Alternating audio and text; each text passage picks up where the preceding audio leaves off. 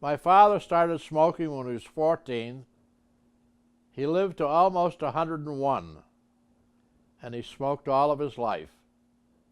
And he had nicotine on his fingers, the stain of nicotine. Yeah. So he went to the doctors when he was 100, and he asked the doctor if he should quit smoking. And he said, well, when did you start? And he said, well, I was 14. No, he said, I wouldn't quit. He said, I just cut back a little bit, but I wouldn't quit. So he was happy. And he had all of his marbles, and he lived alone, and he had a girlfriend, and they used to get on the trolley car every Wednesday and go to the Hannes Oyster House, which was one of the best oyster houses on the East Coast. They used to go there every Wednesday and have a fish feast. And he lived alone for a long time. I used to do all of his shopping for him, and he drank tea around the clock. And he used to say to me, well, how many tea bags do I have, Howard? And I said, well, you got about 35. Well, you better get me another 100. So I'd get him another 100. But then he fell down and whacked his head.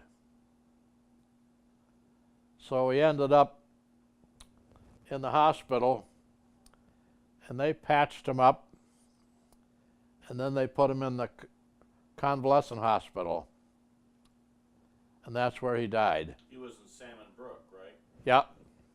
How long was he there? I think about 4 months. Oh, not very long. No, 4 or 5 months. Yeah. I remember you telling me that he thought the food was great. Oh yeah. Oh yeah. My father wasn't very big, but he was a powerful guy. I mean, he really had a lot of strength. Yeah. I saw him pick up a 300-pound cake of ice with one hand. Yeah. Yeah. And he was very good to me. He was very good to me. I had a car, and of course gasoline was, like 10 cents a gallon, 12 cents a gallon. And when I wasn't working, he'd always give me a couple of bucks for gasoline so I could tool around. Oh yeah, he got the Benz, and they put him in the decompression chamber. It was like a big barrel with but it had glass on both ends. And yeah, he spent quite a few hours in there. And